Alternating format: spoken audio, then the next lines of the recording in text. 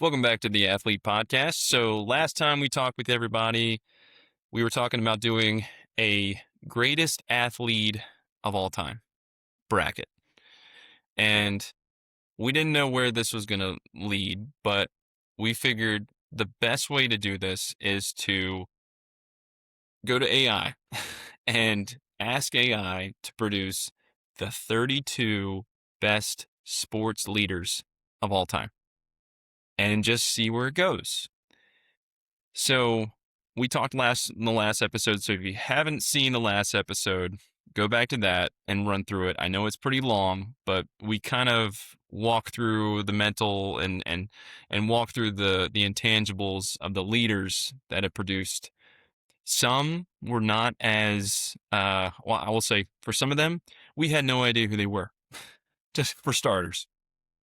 But also, there's some names on here that we recognize, but we probably couldn't even comment. So, Joe, we basically kind of came together on this one and kind of said, maybe it's probably best that we just kind of use AI to be our content and we comment based on that. So in essence, let's use AI to help us figure out who the greatest athlete, we'll call them, of all time is.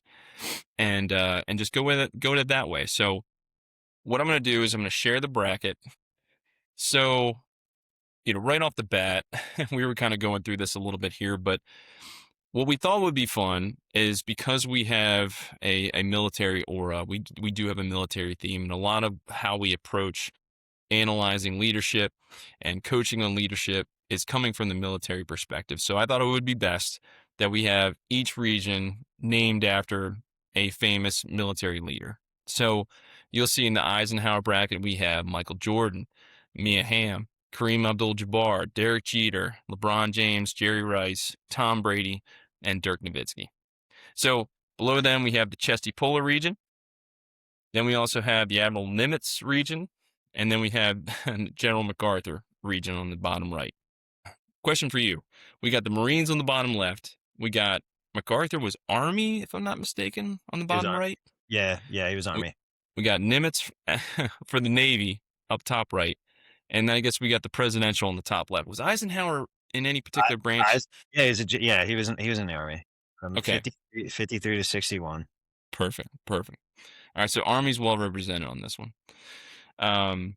So you'll kind of see that we have this list of names that AI provided, and AI ranked them from 1 to 8 in every single region here.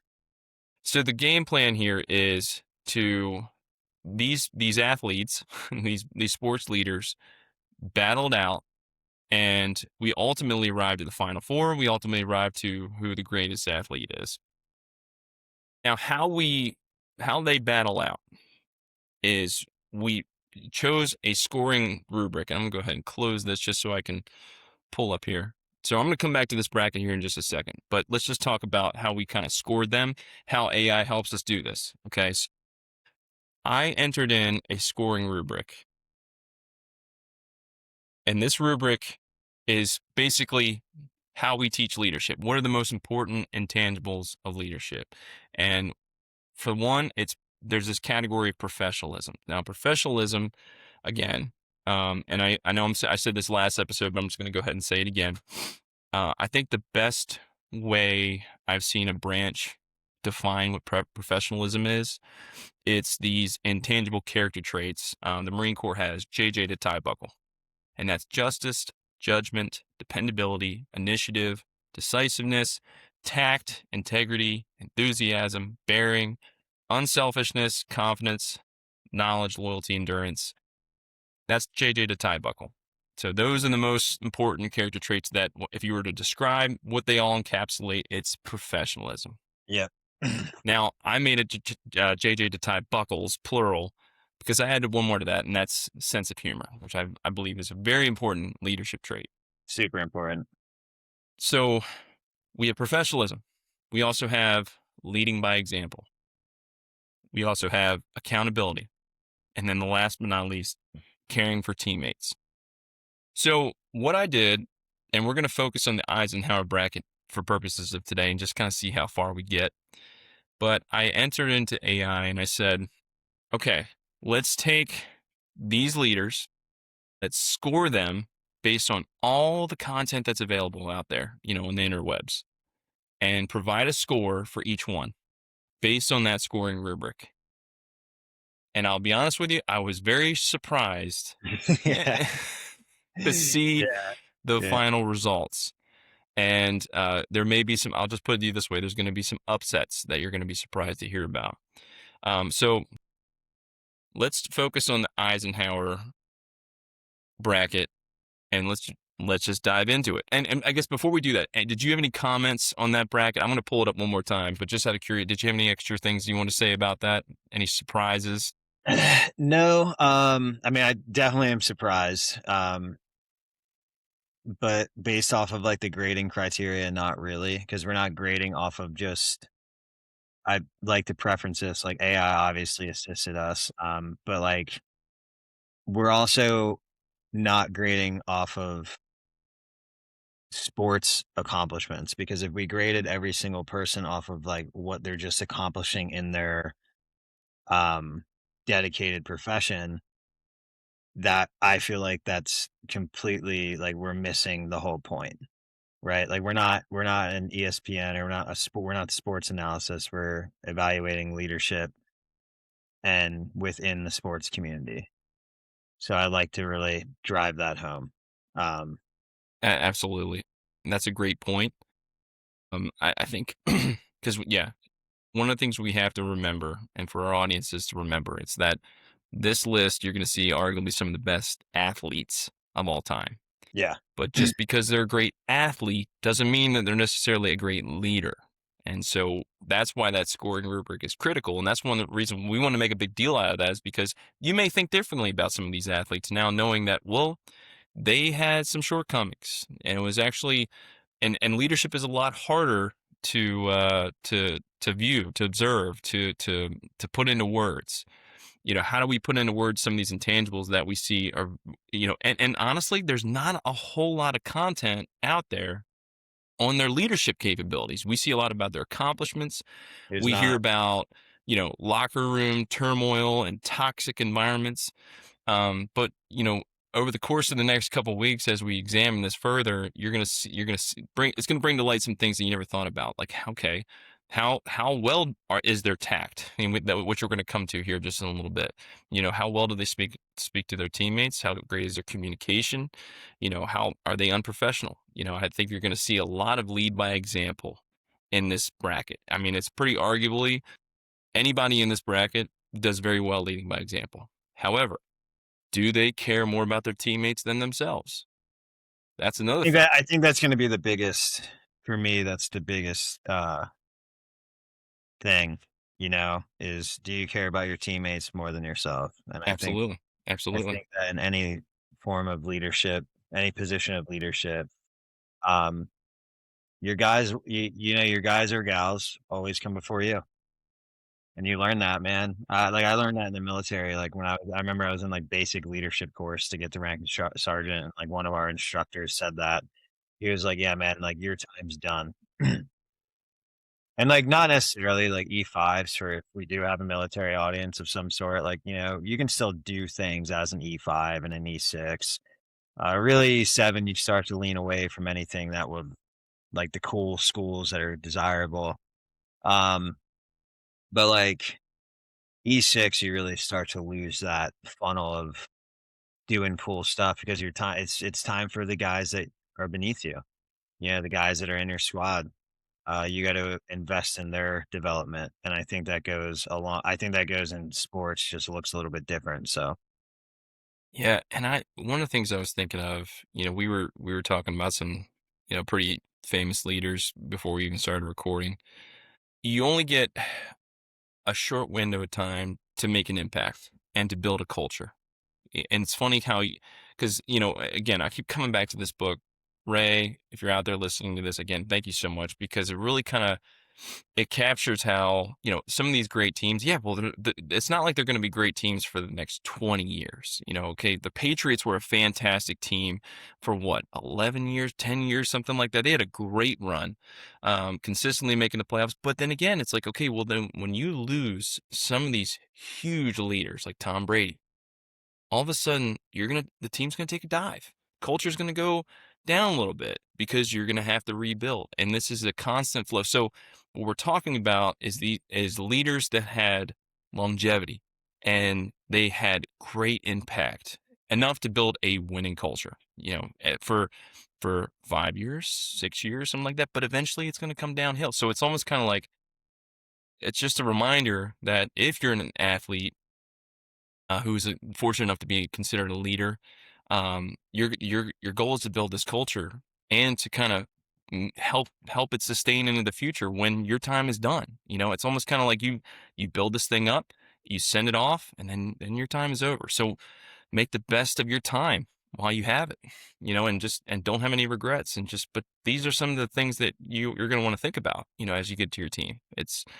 This is what makes a great leader. So um, let's dive into it. Let's do it. Our first matchup is first seed against the 8th seed, Michael Jordan versus Mia Hamm. Okay. Now, again, going from AI here, so I'm just going to read a few things and touch on a few key points.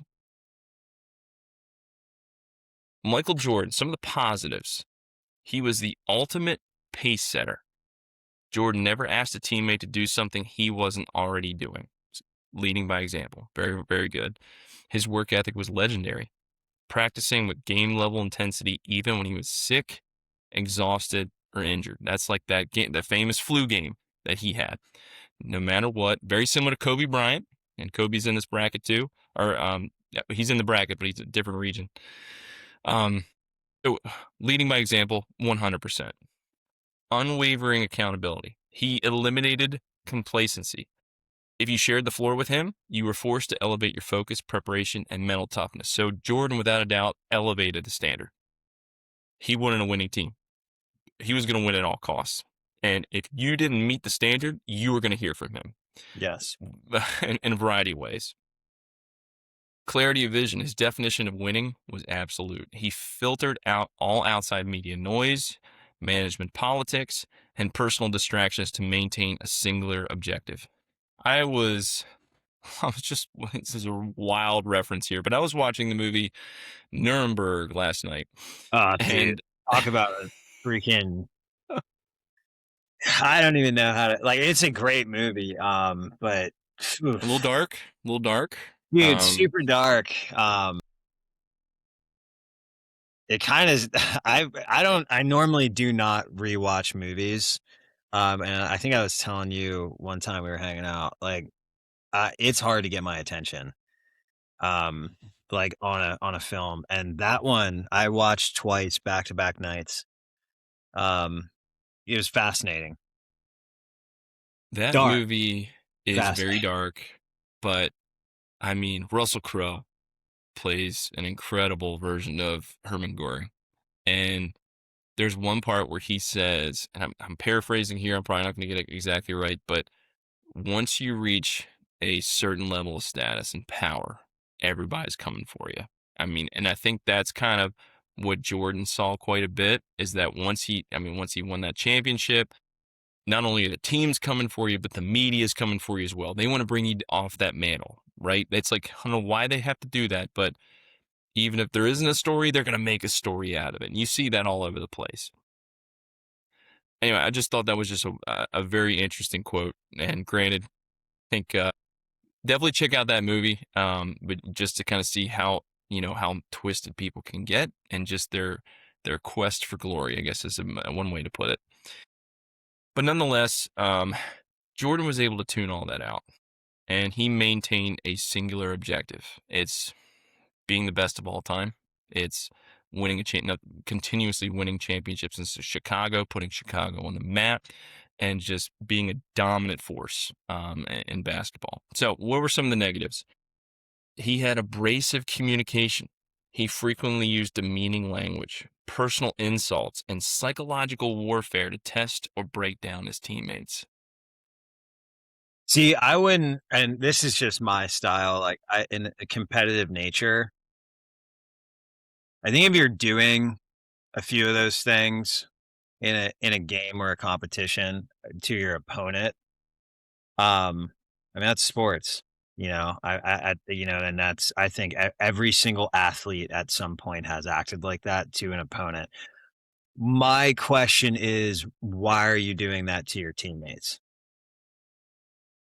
So, And like, my mind, I'm sorry, don't want to cut you off. and I think like in a practice scenario, things are going to get intense, especially when you're competing for your first championship all the way up to the sixth. Um, but I feel like there's definitely a fine line, and everyone I would imagine in my head when you win 6 NBA titles in the fashion that they did, you would be really good friends with all of your teammates. and like and like he's not, and I think that that is telling to an extent, and not to bring, because we're going to talk about LeBron into it, but like that's the big debate with LeBron James and Jordan, who's the GOAT in NBA basketball, because you know LeBron versus Jordan, they just bring and you see it with Jalen Hurts too, different sport, but like they bring in the external factors that contributed to their success. Well, what was Jordan without Scottie Pippen? What was Jalen Hurts without Saquon Barkley or Right. Or the AJ offensive line of or an offensive 2025. line, Yeah. right? And 20, it's like, 24. and so I think that you see that, but the difference between those scenarios, like the LeBron, the Jalen Hurts, the Jordan, is that for the most part, their teammates love them. Like I haven't really heard a lot of teammates speak about LeBron being foul towards them.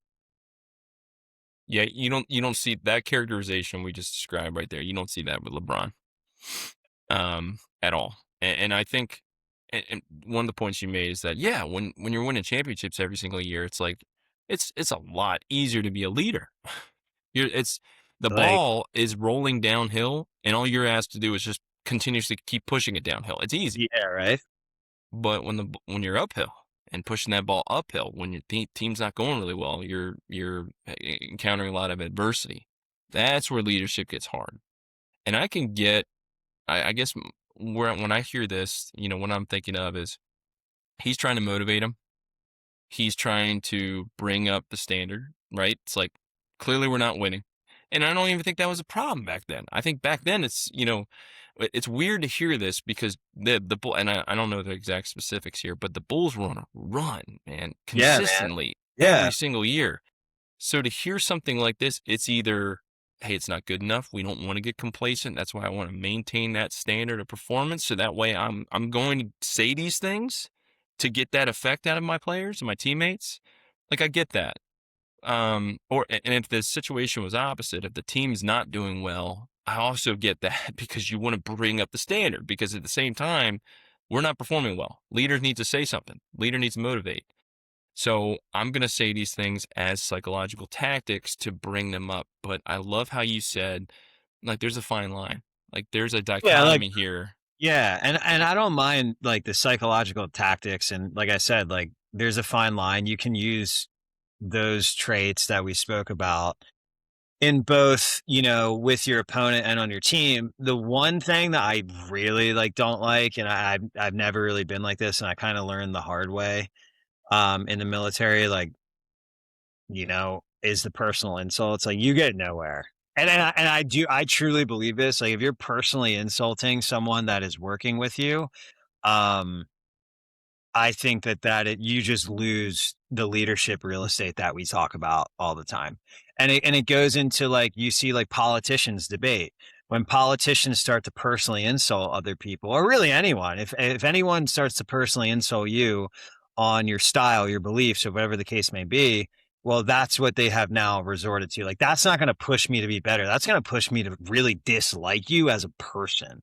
And that causes more turmoil, within the locker room than I think anything else. And you see it like we bring up The Last Dance all the time. Like, you know, it speaks to how talented the Bulls were for them to essentially dislike each other to the level they did and to go out and And win. still be able to perform. Win. Like, it's Yeah. a mountain to climb, dude, every year. And then when you win that first one and you have those people coming back, you're climbing that mountain again with that bullet, that target on your back again.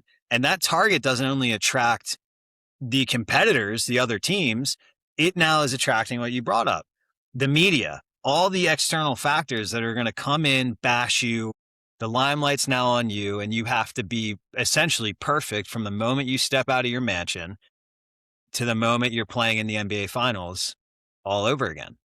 It's 24/7, 365 days a year. So it's like, it definitely speaks how talented they were, but like the personal insults for me, like that would just bother me, and maybe call me Yeah. soft skinned, but like, No, I I just think think there's a better way to anybody go would about it. feel that way. I Yeah. think anybody would, and as an example, one of the things that we talk about a lot, and this is so we had Cody on the podcast, and one of the things that he shared with me way back when was, um, it helps first of all from a leadership perspective. You should get to know everybody on your team and know them very very well, including knowing who they respect most in the world. And this was a tactic that he used quite a bit. So, as an example, if someone on your team, maybe one of your direct reports, they come up and they're not putting forth great effort, but I guess the best way to describe this is on a football team. Okay, let's just say practice is happening. You're one of the captains, and you notice somebody in your position group is not performing the drill well, like just half-assing it, basically taking the play off, however you want to call it. But you also know to that person, father is someone he respects more than anybody else in the world. When his father's in the room, this guy clams up. Father asks him to do something, bam, does it right away because he respects his dad. One of the things you can use as a tactic is going up to him and saying, "Let me ask you something. If your dad was here and he saw you perform like that, would he be impressed?" And that's like a now, if he didn't respect his dad and he heard that, he'd be like, piss off, whatever, I don't Yeah, really care. piss off, But right? he's gonna think about that if he says it that way. For And sure. it's like it's not a way to put them down. It's just a reminder, kind of like, oh yeah, let me think about this a little bit differently. Like, and that's just one of the ways you can motivate where it's also not being a personal insult, like no name calling, nothing like that. Yeah, It's like just if someone's bad, right? If someone continuously is just making mistakes, like in a yeah, drill or in practice, they're not studying the playbook, whatever the case may be, kick him. Yeah, hey, get out. You know what I mean? Like, get out. You're not running anymore. I'm done. Like, you're done, right. right? And you see that now. I could go on a rant about this. I think that even then is a fine line because you have to allow players to make mistakes. Yes. Like, I would rather have a wide receiver drop a ball in practice than drop it in a game. Right. And if this kid, because I saw that when I coached, like you would see kids like jump offside, like they jump off sides, pull them out, get them out of the game, get them out for a play. It's like, what are you doing? Because Like, now they're gonna be terrified to make like, mistakes. like you're just like instilling fear in these dudes. Like, and you want them to play loose. The best teams play like they don't give a shit, and you see it at every single level. They play loose. They play with enthusiasm. They play with emotion, and they're not scared to make mistakes. And I think that stems from, you know, if you have a guy that drops a ball in practice, like catch the ball, right? Like my high school football team, we didn't do a lot of good. We didn't do. I had some good coaches, but I don't agree with certain things. But like, if we had a kid drop a ball, the one thing I agree with, it was like, especially our junior year, was like they would just get yelled at, like, "Hey, catch the ball, catch it, run it again." and then like, but you're not ripping that kid out, right? Now, if he Yeah. drops it 2 or 3 times, it's like, get out. You're done. Get out. And I think that's fair, but where I draw the line is like if you do kick that kid out or that athlete out, and he's having a really bad day, he's dropped 3 passes in practice, whether it's in high school, college, professional. We've all had those days. We all Oh have yeah. we've all had those days, and Yeah. then you just turn on him and be like, yeah, well, and then you start passing personal insults that aren't even aligned with the basketball or what happened in practice, or you just start saying shit that you don't like about him outside of the game. That's where I'm like, all right, man. Like, you know what I mean? Like, and you want me to line up and do it right tomorrow? Like, you're not being effective when you do that. Um, I almost want to say, like, I was just thinking when you were talking, one of the coaching tactics you could do is like, I think there's a lot of value in filming your practices. a That's one of the things we used to ton, do at dude. NC State a lot. Like, it's funny, we would film the individual drills, the sled Yeah. work, Yes. and think Yes. about this. If they see that, like, as an example, they see themselves dropping the pass. Like, what if you didn't, just as a hypothetical scenario, what if you don't say, well, coach doesn't say a word about it when you drop your pass? Maybe it happens twice, but like 2 out of 10 times is you dropped it. Like the eight passes, you caught it, but you see yourself drop the pass. And it's like, and so like, and this scenario, you go into your team meeting. Hey, let's watch film from practice. Let's just comment stuff like that. Just watch yourselves. Hey, feel free own up to anything that you feel like you need to work on. But let's just watch it, and they see it that way. I'm wondering if that would be just as effective, where they're not also terrified to make the mistake again, because Yeah, now if they're not in their head, right? I Like it's think it would be, man. Like my son's godfather, he would watch film with his dad. And his dad would, you're not getting any, like he played left guard or right guard. And he'd be like, you're getting nowhere with that first step. His dad was actually alive. His dad was actually, um, I mean, not more brutal than the coaching staff, but he would just give him the fundamentals that he's not going to get from the staff I because was his gonna say, dad, if his dad's talking about that first step, he played somewhere, he because did. He that's an played, yeah, he interesting did. He played, get he somewhere. played at an extremely high level, and Yeah. then close family friend, played in the league for a long time, was Senior Bowl, Pro Bowler, I think.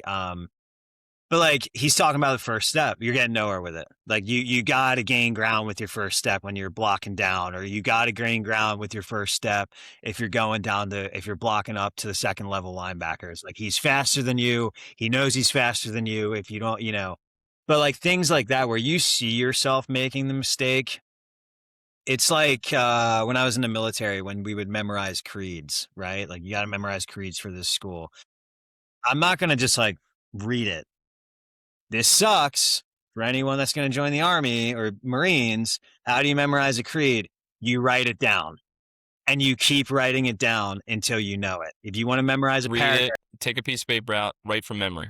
write Figure out it, what you missed, read do it it, again. Yeah, write it, read that's it. how I studied for pretty much all my law school exams and Yeah, bar. Is just that's the only. constantly writing, It's constantly constantly writing. writing, dude. It sucks, but it's Yeah, foolproof. And it's the absolutely. same concept with, sports where if you see yourself screwing up, like we filmed practice in high school and it was so effective. I Uh, just think there's something about seeing it, and that's the reminder. Like, shoot, like because everybody hates watching themselves on film. Let's be real. dude, it Like sucks. nobody's looking forward to film day. And there'll become some plays you do well, but that way you're not calling him out on the spot. And now he's in his head, and he's in the quicksand now. And now all of a sudden he's just like, shoot, man, I can't drop this next one. So it's just a different way to look at it. Hey, what's the best way to do that? That's coach's judgment. And every coach, because there may be a coach say, hey, let's just run again. You got this next one. Yeah, for sure. Simple as that. Hey, well, let's just do it until you catch it. Boom, done. We're on. We're off to the next thing. But anyway, that was a good little tangent to go down. Yeah, Lot to uncover there. So back yeah. to back to Jordan and his psychological warfare. Not a great tactic, and unfortunately, that cost him. And him doing those. So we talked about again. It was the um struggling to understand or tolerate individuals that did not possess the same hyper-competitive DNA, occasionally crossing the line into bullying. Okay, Jordan, yeah, you're one of a kind. And it even says here on the next line, early do-it-all syndrome, because in his first early days, that entire offense was Jordan. But now when you bring in Phil Jackson, you bring in the triangle offense where he wants more guys involved, more guys scoring. Jordan's ego got in the way a lot. Now he embraced it slowly, but it was the trust in teammates and expecting everybody to be at his same caliber, which You we can't. know is impossible, Yeah, man. and I think that I think you don't really I don't think you see that as often as you do. Um, like, or I don't think you see that much anymore. Um, which this could go into a whole tangent on why. And I just think like Tom Brady is a really good example, and he's also in this region. I don't know if Tom Brady and I would be curious, but like he obviously expected perfection. Hmm. But I can't like I haven't seen or heard or read anything where he was like he expected this like that. You know what I mean? Like where he was bullying people into being the same, having that same competitive nature.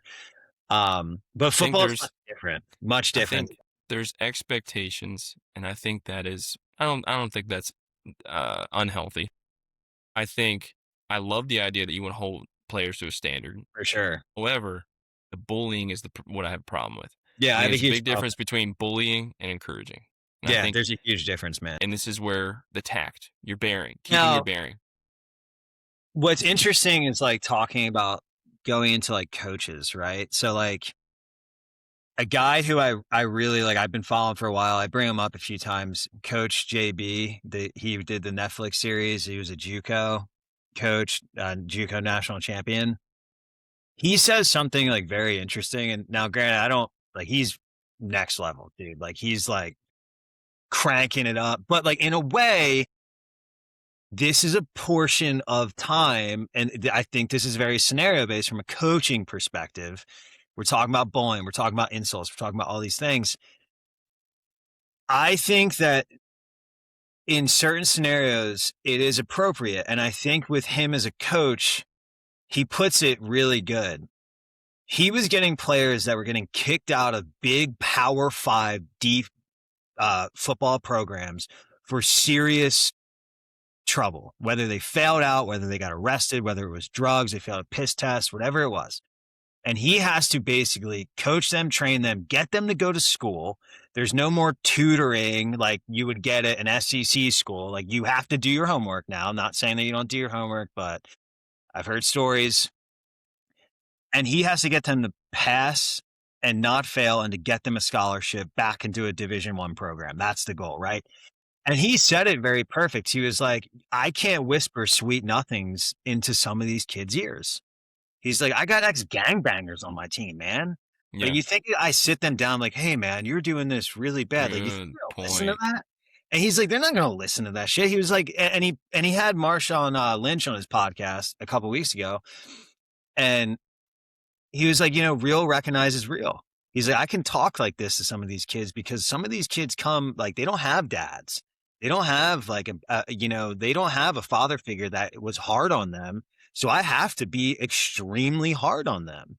And I respect the hell out of that, man. So I don't want to take away, and that's from a coach's perspective. In scenario based, man, like it is like, I think that from a coach's point of view, you can walk that fine line, if not cross it, if need be, especially in a position like Coach James Brown was in. Um, from an athlete perspective, I just don't think it's your place. I don't think it's your place. I Uh, and that's a great way to look at that. Because I think, well, whether you're coach or your player, at the end of the day, you're tasked to do what's needed. And I think that's maybe the best way to say that is because you got to read the room. I think there's also a fair bit of leadership capital that you have to earn with any player, whether you're coach or not. It's because, and sometimes guys have a lot of credibility coming into it. I going back to the Ray Ramos interview again, where he kind of said, when I go into this new unit, it's hard for me, especially these guys have been in there for years. But I'm coming in with a couple tabs on my sleeve. I've got some credibility, so that helps a little bit. But all the same, you still got to earn their respect. And I would argue you got to earn their respect before you start telling them Dude, yeah, the man, real reach and is real. Ray put it really good because like, I've he grew up in an organization, like, when he went to the organizations he went to, like you do, right? Like, I've never been there, but, like, you have to I would imagine, like, they don't give a shit, right? They're like, "Whatever." Like, we don't like, "Congratulations, everyone has that here." You Yeah, know? everybody's stellar. What So do you bring to the table? And the one thing I've seen I've been in a unit, in the unit he took, I obviously worked for him, but, like, he came in and he was as a battalion commander, he was such a shift from, what we were expecting, and even with all of the accomplishments he had, like, he wasn't in recruiting. He never has been, and you could tell he really took the time, and he believed in his station commanders, he believed in the people who have been in the organization long enough, um, to fix the issues that were at hand if there were any. And I think going about it that way, like he had trust and confidence in them because he was a visitor in their world. right, right. He knew he was gonna leave. So he was stellar, dude, in every way. But that's I think that's very accurate in this. Like you have to earn that credibility and once you start insulting people, I think your credibility gets stripped from you fairly probably that's the fastest way to do it. Yeah, oh, 100%, man. And I'm thinking, like, okay, so Jordan going into, let's just, we'll call it like his prime time years, like the middle to late 90s, like where I mean, this is where the Pippen and Rodman, like that culture, okay? So he had credibility going into it. Yes, because he was what, the reigning MVP for the past couple seasons. So he had the credibility. And then we have to also remember when he's saying these things, those things are going to mean different things. Like it's going to have more of an impact, a measurable impact. It's almost like we so in law, gosh, man, any lawyers out there watching this, you're going to laugh, but there we have this doctrine, this principle called thin skull theory, or some people call it the eggshell theory. And the whole thing is you're going to be liable for whatever damages you cause if you run into somebody and you're at fault, and that person just so happened to have a brain condition. Now, normally, in this type of accident, it wouldn't be that big a deal, but because that person had that precondition, you're still responsible for all the damage that ensues. So if they die because of this condition, the argument there is thin skull theory. You take them as you find them. And so the whole point of that is those words are going to mean more to some players than others. It's going to hurt some players where it may not. Some players who just had I would say a strict upbringing, you know, maybe had a hard hard life getting to that point. It's probably not going to mean a damn bit of that because they've been hearing it their whole Yeah, life. they're gonna be like, Ver- "Whatever." Yeah, versus a more sensitive player. All of a sudden they're hearing this and they're just honored to be on the damn team with Jordan, right? And all of a sudden he's hearing these things that he's saying. That's going to be a huge impact on. So anyway, the whole point I'm getting at here is, a leader needs to have knowledge of who they're working with. for sure. So you need some credibility. You have to have knowledge of who you're talking to because you got to know how those words are going to impact them. Then you want to learn how you think you can motivate them. That comes from your knowledge, how much you know about them, because now you know what's going to motivate them. But then you also can't overstep your boundaries. And you got to be thinking about, dude, at the end of the day, I got to earn everybody's respect around me. So what's the fastest way I can do that? Because the fastest way you can do that, that creates a winning culture, is that you've earned all the respect, you got all their buy-in. Now everybody's on the same plan. And I think it helps having talent, without a doubt. But I think culture even beats talent. And I think maybe for lack of a better way to put it, I think Jordan's mentality, although at the same time, I think that they had a great team and they had a culture in spite of these things that he's doing. I think he could have arguably have created a better culture. A lot of people have better things to say about him if he just kind of curtailed what he was saying a little bit. I think that his approach for handling his team and his players was not the greatest, and I think that's ultimately what's going to cost him. When I'm going through this score here, let's just run through this. Justice, which is really about fairness. Jordan applied the same ruthless standard to everyone, from Pippen to the 12th man on the bench. However, his justice was entirely outcome based. If you helped him win, you're in his club. If you messed up a drill, you were iced out. And I don't think that's necessarily fair. So in justice, he got a 7 out of 10. Judgment, 8 out of 10. On the court, his situational judgment, basketball IQ, clock management were flawless. I Off imagine the so. court, and in later front office roles, his judgment was occasionally clouded by his inability to understand players who didn't possess his exact DNA. He Yeah, didn't take the time to get to know people. Like, he just assumed everybody was destined to be him. And he just needed to figure out what it was. But no, that's not exact. A team, when you're assembling a team, you're not going to have a team of Jordans. It's very unlikely you're going to have that. So you have to take the players as they are, for develop sure. them, providing the resources, but, get the best out of them that you possibly can. But knowing that, like you said, man, we're going to make mistakes. People are fallible. Like that's just the nature of the game. Any Nature of team. the beast, man. Yeah. Now, dependability, 10 out of 10. Initiative, 10 out of 10. Decisiveness, 10 out of 10.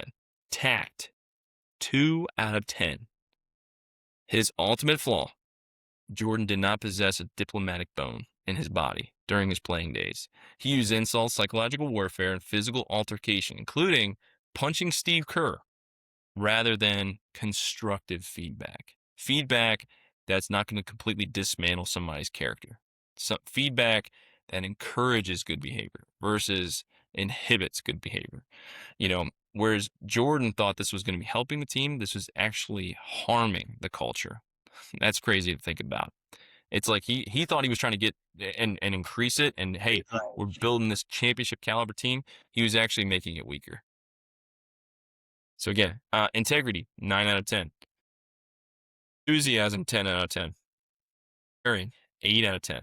In high pressure moments, he looked like a statue of absolute composure. However, his internal competitive rage occasionally broke his professional bearing in practice, leading to locker room bullying. So there again, need we say more? Selfishness, 6 out of 10. Early in his career, he wanted to do it all. He eventually learned to trust the triangle offense and pass to open teammates like John Paxson, Steve Kerr for championship winners. But his ultimate driver was always his personal legacy. So I think his downfall, among the other things we talked about, was he was a little selfish. He yeah, wanted the personal glory more than he wanted the team's glory. Does that make sense? yeah. That's a hard thing to say. Again, we're talking about what I would consider the greatest basketball player of all time. But at the end of Yeah, the day, here's the thing, like, I would too, man. Like, I would, like, I'm a Jordan guy over LeBron for sure. I don't even think that's questionable, but, like, when you're when you're rating and you're evaluating, like, off of, like, leadership and off of this evaluation criteria, I think that you can't, like, he's not. Unfortunately, man, it sucks, but, like, a lot of basketball fans get upset at I that. know, I know, and again, this is just meant to open your eyes to a different way of viewing him and other athletes that are very well known. Hey, but again, confidence, 10 out of 10. Knowledge, 10 out of 10. Loyalty, 7 out of 10. He was highly loyal to a select few who earned it. So they had to earn his loyalty first. For peripheral team, so this is like Phil Jackson, Scottie Pippen. For peripheral teammates, his loyalty was transactional. If you couldn't help him win today, you were expendable. That is wild to hear. Yeah, that's not good, man. Yeah, Because in any I think basketball and, like, games that, like, postseason requires a series, like, I think that is the most tragic way to well, it's not I'm sorry. It's not as tragic to act like that in a game that requires a series because it's transactional. So game 1, you can lose and be pissed off and ice them out, and then game 2, that person ice out has a stellar game, and they just are on that night, and then all of a sudden they're part of the cool kids club again, where, like, football, you can't have that. Like, Right. postseason football, you have 4 quarters, and if it's tied, you're obviously going into overtime, but, like, you got 4 quarters to figure it out, and, like, if you start icing dudes out because they drop a pass or whatever the case may be, like, you're gonna crumble, and you see it. You see it every week. You see it every week on College game day, you see it every week on Sundays. You see that type of stuff happen, you're like, it's not good, man. Like, I'm excited to talk about another region with another athlete and an altercation they had, that's filmed. And it's good. Like I said, it's you got to think about all these different things. And to think of some people as just expendable. It's like, how are they supposed to trust you if you're the leader and you think that they're expendable? Like, which is, I believe, a lot of how corporate America treats its employees these days. Yeah, How do you trust that uncertainty of how you shape in their eyes is not gives you no faith in the team and the leader, versus authenticity. We talked about I guess it was a couple weeks ago. Um the coach for the Rams, Sean McVay. Well, he was on Bussing with the Boys podcast. I think it was earlier this week, maybe. yeah, I saw and he that. was and he was talking about that, and he was and the whole point is he's like, I have to deliver bad news. That's just the nature of the job, just the nature of just being a leader. Yeah, But if I can just do my best to just keep it real, setting realistic expectations and communicating with them saying, hey, here's kind of where we're at right now. You're on the fringe, and I'm just going to be real with you. We got to fit the best team. I have to think about the collective. I think you have a chance to earn the spot, but there's no guarantees. We have to evaluate it every single day, and it is nothing personal. But he right, doesn't set unnecessary expectations. Like he doesn't, or kind of puff them up and think that they're more likely to make the team than they really are. He just keeps it real, and I think that. But nonetheless, I'm probably getting off topic here a little bit, but I think at the end of the day, it's like you got to have trust and faith in your teammates, man. Like I don't know how else to put that. Knowing that they're going to have bad days, knowing they're going to have good days, and when they have bad days, you need to be the guy that brings them back up. Okay, is real with them. yeah, and it's like, how many games do you watch too where a team gets beat by 40 and then they play again, and it's like it's a ball game. Yeah, and it's hey, okay, guess what? We're going to debrief what we got wrong. We'll figure it out, and tomorrow's a new day. Simple as that. That's all it needs to be. Okay, and so where we left off was loyalty, endurance, 10 out of 10. Sense of humor, a 6 out of 10. Jordan had a massive charismatic personality, loved to laugh, gamble, and trash talk. However, his humor on the court or in the locker room was almost always sharp, biting, and at someone else's expense. Yeah, it's that's at the end of the day, that's I wouldn't say he was a people person. I really wouldn't say that. I think it was if it helps him, he's all on board. And I think a lot of times people with a lot of deep rooted insecurities will put others down. And because God forbid somebody challenge him on that, and Yeah, that's going to be a different story. You know, I think, and from my opinion, leaders should always put themselves down, and as much as you possibly can. I think like if I was a comedian, I would just be making my fun of myself the whole time. the whole time. You know what I mean? Like that's hey, and talking about how I'm feeling and my weaknesses. Like that humility goes a long way. And that's how you build trust. You want people to like you, like make fun of yourself. And on top of that, make everything about them. Talk about them. Tell me about this. What do you think about that? Including them as much as you possibly can. I guarantee you're going to build some trust. You're going to build some cohesion, and people are going to like you. I mean, that's not. I'm not saying that's all what leadership is, but do not be putting other people down at your expense. Like just you know, they're part of the brotherhood. It should be treated like a brotherhood. Okay, that's my take on it. For Leading sure. by example, 10 out of 10. Ability, 10 out of 10. May not always in the best way, but a 10 out of 10. Definitely, it's Caring for teammates, 4 out of 10. yeah, I mean, I think that does it for me, like, the caring for teammates and the insults. That's it. This it says this is the dark side of the last dance mentality. Jordan's version of caring was making sure his teammates were tough enough to survive the playoffs. To him, protecting them meant breaking them in practice so the media or rivals couldn't break them in the finals. That's interesting. While it yielded 6 rings, it lacked genuine empathy, emotional support, and psychological safety. So, the final tally. Overall, Jordan's leadership score was 8.1 out of 10. Okay, so that's kind of how we're going to do this is in order to beat the opponent in the athlete bracket, we're going to compare the final scores. Jordan had an 8.1. And I don't want to do a spoiler alert here, but 8.1 is the lowest score in this bracket.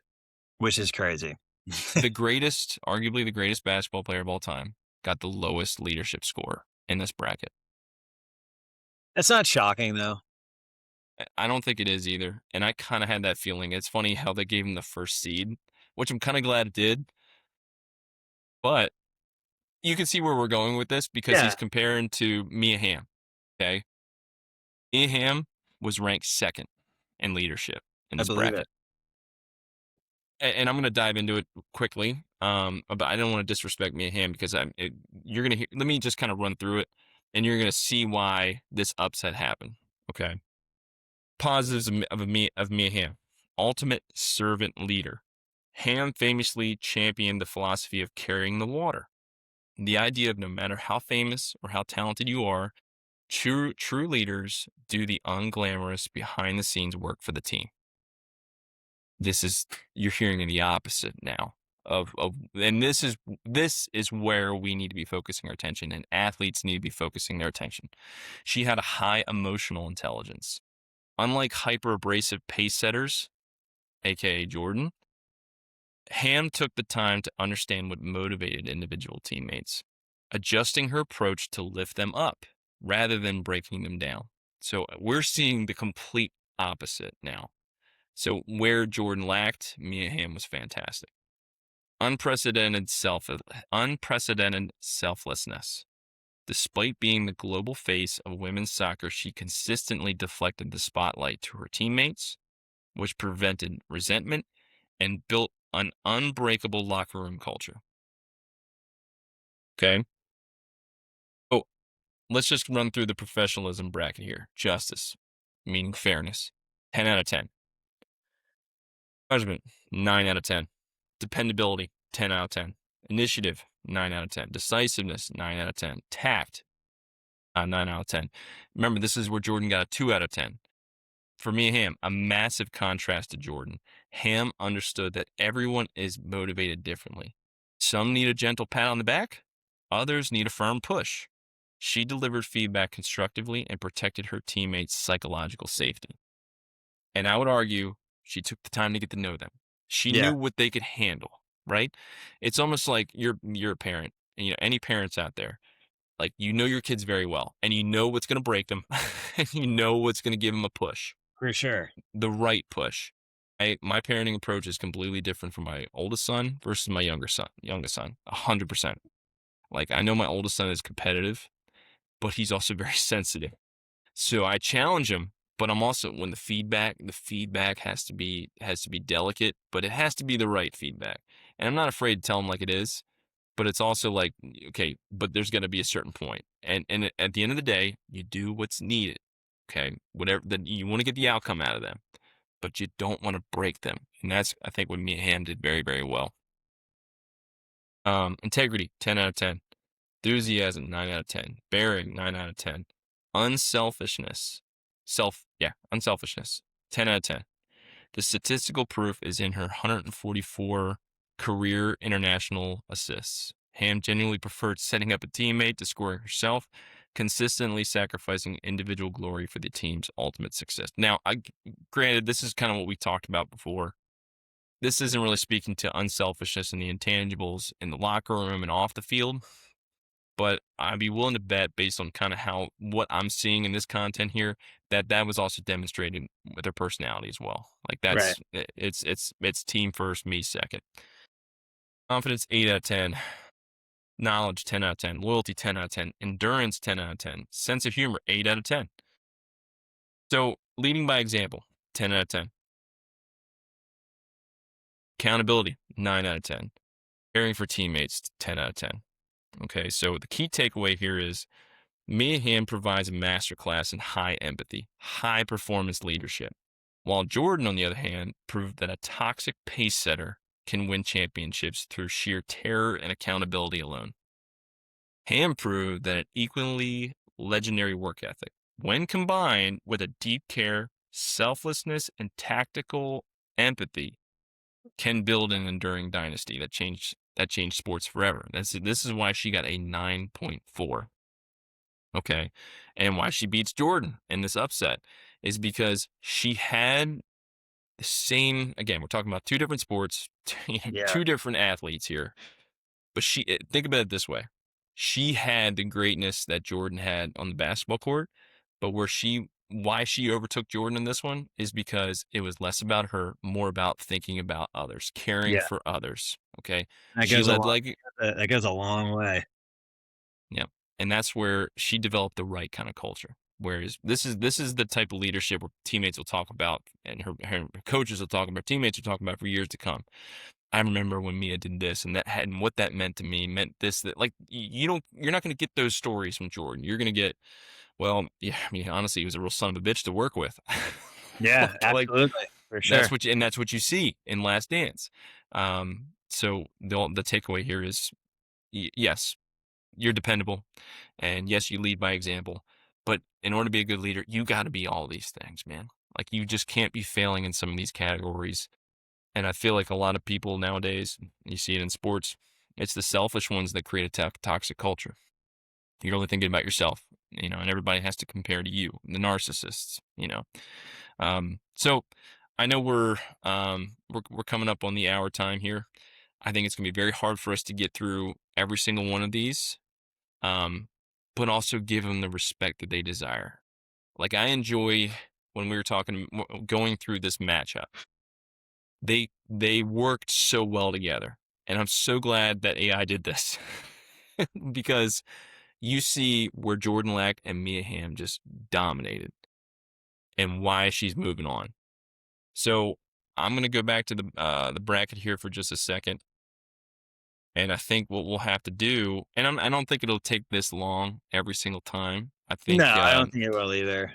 But I think it's good that we just made a big point to really draw in because Jordan is arguably one of the most famous people of all time.